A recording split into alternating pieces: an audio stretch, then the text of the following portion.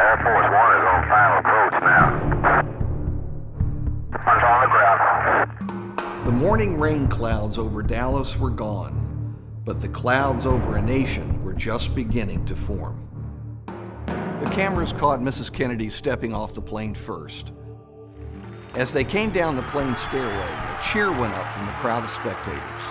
They had been waiting all morning to catch a glimpse of the world's most famous couple.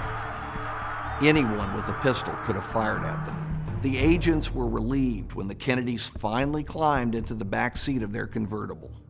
Everyone in Dallas knew the precise details of the president's route. It had been printed in the newspapers and discussed on local television during the week. Pretty good crowd there. Big crowd, yes. The motorcade traveled along Main Street and then turned right onto Houston. Looming directly ahead was the nondescript Texas School Book Depository.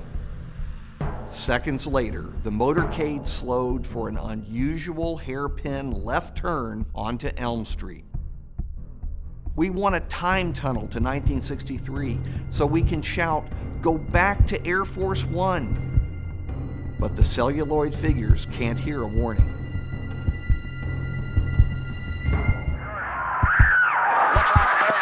The early reports were confusing. It was difficult to separate fact from rumor. And then the news came. From Dallas, Texas, the flash, apparently official, President Kennedy died at 1 p.m. Central Standard Time. In the blink of an eye, America had changed forever. The youngest elected chief executive in U.S. history became the youngest to die.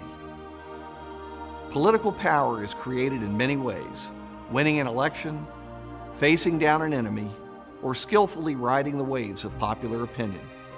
But lasting power is accorded to only a handful of presidents, especially after their death.